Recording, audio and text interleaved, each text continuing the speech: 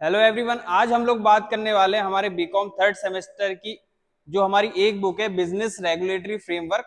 उसकी हम unit first लेने जा रहे हैं जो कि है हमारी इंडियन कॉन्ट्रैक्ट एक्ट 1872। ठीक है, इसमें हमें बेसिक जो कॉन्ट्रैक्ट एक्ट है वो पढ़ना है यहाँ पर, और हम यहाँ पे कुछ बेसिक टर्म्स आज देखने वाले हैं। सेक्शन 1 और 2 की बात करेंगे जिसमें कोई इंपॉर्टेंट डेफिनेशन है जो आपको हमेशा पढ़नी पड़ेंगी, हम लोग उसकी बात यहाँ पे करेंगे। तो हम लोग यहाँ पे देखते हैं हमारा पहली चीज जो कि ये इंडियन कॉन्ट्रैक्ट एक्ट में दिया हुआ है। अब ये इंडियन कॉन्ट्रैक्ट एक्ट है क्या? तो ये बिजनेस एक आपका लॉ था, उसी को हमने चेंज करके क्या कर दिया है, इंडियन कॉन्ट्रैक्ट एक्ट 1872 कर दिया है। मतलब 1872 में हमने इसको कॉन्ट्रैक्ट ए में कन्वर्ट कर दिया था, और ये तब से हमारा इंडियन कॉन्ट्रैक्ट एक्ट 1872 ही चल रहा है। इस कॉन्ट्रैक्ट एक्ट के अंदर कई सारे सेक्शंस भी दिए गए हैं। टोटल इसमें क्या है, आपके 11 चैप्टर्स और 266 सेक्शंस दिए गए हैं, जिसको हमने कई पार्ट्स में क्लासिफाई किया है। जैसे हमारा पहला जो पार्ट है वो है हमारा law of contract and quasi contract, जिसमें आपके सेक्शन 1 से लेके 75 तक कवर होंगे। दूसरी चीज इसमें आपका दिया हुआ है इंडेमनिटी एंड गारंटी, जिसमें आपके सेक्शन कवर होंगे 124 से लेके 147 तक। नेक्स्ट दिया हुआ है बेलमेंट एंड प्लेज, इसमें आपके सेक्शन कवर होंगे 148 से लेके 181 तक। फोर्थ एजेंसी का, जिसमें आपके 182 से लेके 238 तक दिए होंगे। और बाकी के जो आपको यहाँ पे गैप्स दिखाई दे रहे हैं ना, जैसे 75 के बाद सीधे क्या आ गया हमारा 124 आ गया, ये बीच के सेक्शन कहाँ गए? तो इसको हमने सेपरेट एक्ट में कन्वर्ट कर दिया है। इसके लिए हम लोग एक अलग सा एक्ट जो होगा वो बनाएंगे, अलग बना हुआ है, और उसमें हम लोग ये देखेंगे क्या होता है। जैसे आपका सेल्स ऑफ गुड्स एक्ट दिया हुआ है, तो सेल्स ऑफ गुड्स एक्ट जो है वो आपका यहाँ पर कवर होगा। इसके बाद नेगोशिएबल इंस्ट्रूमेंट एक्ट दिया हुआ है, तो वो भी हमने अलग से हम लोग उसको पढ़ेंगे, जो कि आपके सिलेबस का ही पार्ट है, तो वो हम लोग बाद में देखेंगे। अब यहाँ पर हम लोग बात करने वाले हैं इंडियन कॉन्ट्रैक्ट एक्ट 1872 की। सेक्शन 1 की बात करेंगे। एक बात और ध्यान रखना कि किसी भी एक्ट का सेक्शन नंबर 1 हमेशा आपको एप्लीकेबिलिटी बताता है, मतलब ये एक्ट कहां कहां पर लागू होगा इसके बारे में कौन बताएगा, हर एक्ट का सेक्शन नंबर 1। तो सेक्शन नंबर 1 हमारा क्या बताता है, एप्लीकेबिलिटी बताता है। Came into force 1 September 1872, whole India except Jammu and Kashmir. Jammu and Kashmir को छोड़ के ये एक्ट कहां लगता है, पूरे इंडिया में लगता है। दूसरी चीज हम लोग यहाँ पे देखेंगे, अब सेक्शन नंबर 2, किसी भी एक्ट का, कोई सा भी एक्ट पढ़ोगे उसमें किसी भी उसमें किसी भी एक्ट का सेक्शन नंबर 2 हमेशा आपको डेफिनेशंस के बारे में बताता है। मतलब जो एक्ट में जो टर्म्स यूज हुए हैं उसकी डेफिनेशन क्या है, तो आपको डेफिनेशंस कहां कवर करनी पड़ेगी, सेक्शन नंबर 2 में। तो यहाँ पर दो सेक्शन देखो, सेक्शन नंबर 1 क्या बताएगा, एप्लीकेबिलिटी बताएगा। सेक्शन नंबर 2 क्या बताएगा, आपको डेफिनेशंस के बारे में बताएगा। अब यहाँ पर आज जो हम लोग देखने वाले हैं, कुछ इंपॉर्टेंट डेफिनेशंस हम लोग यहाँ पे देखने वाले हैं।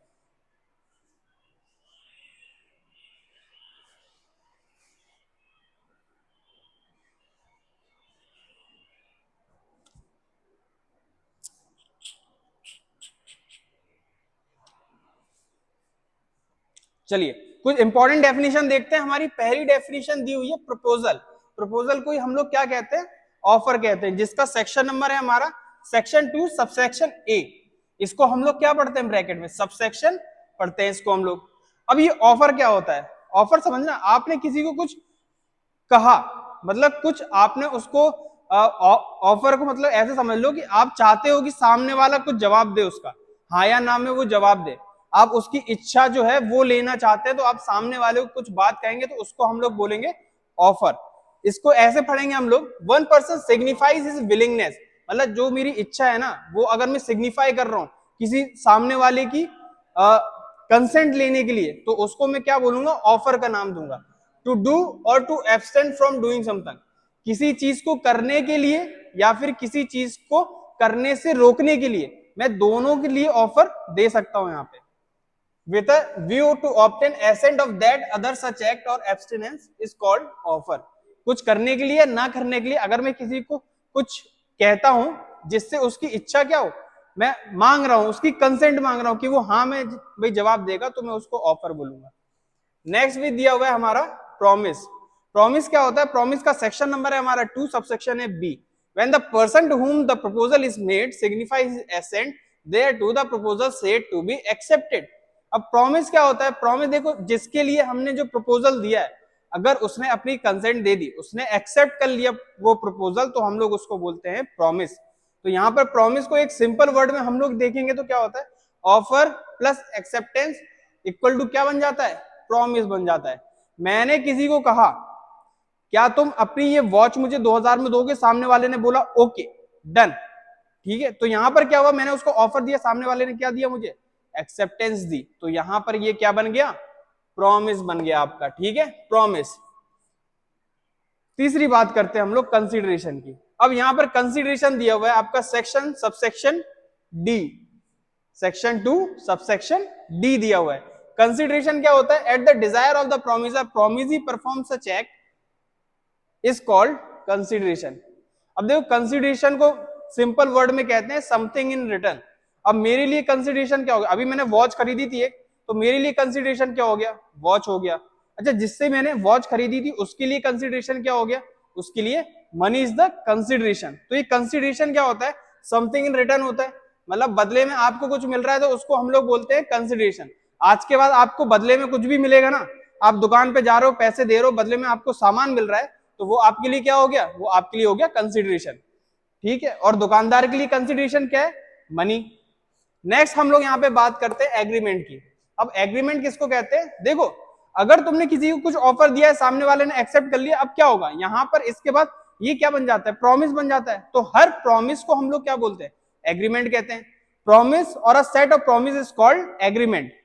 नेक्स्ट दिया हुआ है यहाँ पर रेसिप्रोकल प्रॉमिस। देखो रेसिप्रोकल प्रॉमिस सिंपल है, जो कंसीडरेशन हम लोग एक दूसरे को देते हैं ना, मेरे लिए कंसीडरेशन क्या था, पैसा, सॉरी वॉच मैंने किसी से खरीदी, ठीक है, तो कंसीडरेशन मेरे लिए क्या हो गया, वॉच, और सामने वाले के लिए कंसीडरेशन क्या हो गया, पैसे। तो ये होता है रेसिप्रोकल कंसीडरेशन।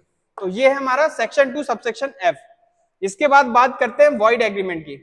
वॉइड एग्रीमेंट क्या होता है, जो इन्फोर्सिबल बाय लॉ नहीं होता। इन्फोर्सिबल क्या होता है, इन्फोर्सिबल मतलब होता है जिसको लॉ क्या करता है, बाइंड नहीं करता कि ये मना है, मतलब ऐसे आप कोई क्राइम करना चाहते हो, क्राइम करने के लिए आप क्या कर रहे हो, एग्रीमेंट कर रहे हो, तो ये इनफोर्सिबल नहीं है, इसको बोलेंगे अनइनफोर्सिबल, है ना, ये मना है। अब ये इनफोर्सिबिलिटी कौन डिसाइड करेगा, तो सेक्शन 10 डिसाइड करेगा। हम लोग आगे देखेंगे अभी कि कौन कौन से ऐसे एग्रीमेंट होते हैं, कॉन्ट्रैक्ट होते हैं जो अनइनफोर्सिबल होते हैं, मतलब लॉ की तरफ से अनइनफोर्सिबल किए गए कि ये हो ही नहीं सकते। इसके बाद हम लोग बात करेंगे कॉन्ट्रैक्ट की। कॉन्ट्रैक्ट क्या होता है, अब देखो प्रॉमिस बन गया, प्रॉमिस को हम लोग क्या कहते हैं, एग्रीमेंट कहते हैं।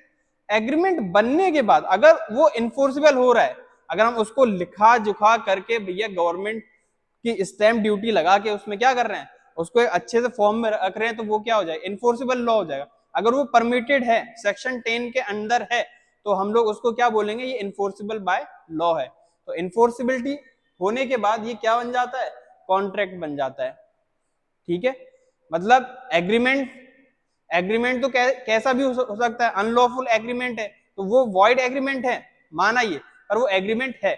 बट यहाँ पे कोई क्या होता है, कॉन्ट्रैक्ट हमेशा इन्फोर्सिबल होने के बाद ही होता है, अगर उसकी इन्फोर्सिबिलिटी है तो वो कॉन्ट्रैक्ट बन जाता है।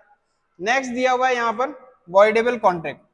वॉइडेबल कॉन्ट्रैक्ट क्या होता है, इसके लिए तो हम लोग बहुत डिस्कस में पूरा चैप्टर पढ़ेंगे वॉइडेबल कॉन्ट्रैक्ट के बारे में। अभी एक छोटी सी हिंट दे देता हूँ कि कभी भी क्या होता है, आपने किसी से कोई एग्रीमेंट किया है और सामने वाले की कंसेंट जो है उसकी इच्छा नहीं है, पर आपने जोर जबरदस्ती की, या फिर उसको आपने कुछ प्रेशर दिया, या आपने उसको धमकाया, या आपने उस पर कुछ और प्रेशर डाला, आपने उसको इमोशनल ब्लैकमेल किया, या फिर आपने कुछ भी ऐसा किया हो जिससे उसको जबरदस्ती हाँ बोलना पड़ा। अगर ऐसी कोई बात होती है तो हम बोलते हैं कि उसकी जो कंसेंट है वो फ्री नहीं है, ठीक है ना। अब वो कंसेंट फ्री नहीं है तो ये हमारा क्या हो जाता है, वॉइडेबल कॉन्ट्रैक्ट होता है। मतलब अभी तो ठीक है, अभी तो उसने हाँ बोल दिया, बट बाद में ये क्या कर सकता है, बाद में ये कोर्ट में बोल सकता है कि भाई ये ऐसा नहीं होगा, ये मैं कैंसिल कर रहा हूं, क्योंकि तब मेरी जो कंसेंट थी वो जबरदस्ती ली गई थी, इसलिए अब ये क्या हो रहा है, अब ये कैंसिल हो रहा है, ठीक है। तो वॉइडेबल क्या होता है, वॉइडेबल कॉन्ट्रैक्ट वो कॉन्ट्रैक्ट होते हैं जो वॉइडेबल होते हैं at the side of the other party, मतलब जिसकी कंसेंट फ्री नहीं ली गई है उसकी तरफ से ये कॉन्ट्रैक्ट हमेशा क्या होता है, वॉइडेबल होता है। वॉइडेबल मतलब एक पार्टी क्या कर सकती है, इसको वॉइड बना सकती है कभी भी चाहती तो, अगर नहीं चाहेगी तो कोई दिक्कत नहीं, कॉन्ट्रैक्ट तो है ही वो, इसके बाद दिया हुआ है वॉइड कॉन्ट्रैक्ट। अब वॉइड कॉन्ट्रैक्ट क्या होते हैं? They ceases to be unenforceable by law. Contract बनने के बाद क्या होता है, अब वो वॉइड हो गए। वॉइड कैसे हो गए? अगर वो मिस्टेकन है या फिर फैक्ट की नॉलेज नहीं है, मतलब ऐसे क्या हो गया, कॉन्ट्रैक्ट हो गया बट इसके बाद कुछ ऐसा इवेंट हो जाता है, कुछ ऐसी हैपनिंग हो जाती है कि अब ये कॉन्ट्रैक्ट परफॉर्म नहीं हो सकता, तो इस केस में वो क्या बन जाता है? वॉइड कॉन्ट्रैक्ट बन जाता है। क्या बन जाता है? Void contract. जैसे फॉर एग्जांपल शादी तय होती है, दोनों के बीच में एग्रीमेंट होता है, बट शादी से पहले क्या होता है, एक पर्सन पागल हो जाता है। एक पर्सन पागल हो जाता है तो ये शादी होगी क्या? नहीं होगी। बट वो बोलेगा भैया हमने कॉन्ट्रैक्ट किया था, अब तो शादी होगी। तो अगर ऐसी कोई बात है तो कॉन्ट्रैक्ट जो है आपका वॉइड हो चुका है। मैंने किसी से डील किया कि मैं आपको जो है गुड्स जो है वो सप्लाई करूंगा, मेरा जो शिप है वो 20 तारीख को आ जाएगा। अब वो 20 तारीख को शिप आएगा तब ना जब आ रहा होगा, रास्ते में तो डूब चुका है वो, और इसकी जानकारी हमें तो है ही नहीं। अगर है ही नहीं तो ये क्या बन जाएगा? हमारा वॉइड कॉन्ट्रैक्ट बन जाएगा। जब भी वो नोन में होगा तब ये कैंसिल हो जाएगा। ठीक है, तो हम इसको क्या बोलेंगे? वॉइड कॉन्ट्रैक्ट के नाम से हम लोग इसको जानेंगे। आगे हम लोग यहाँ पे देखेंगे कितने टाइप के ऑफर्स होते हैं, इसके बारे में हम लोग आगे और डिस्कस करेंगे। तब तक के लिए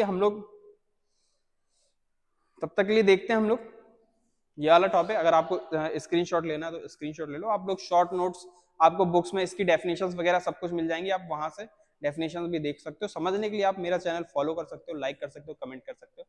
प्लीज, थैंक यू।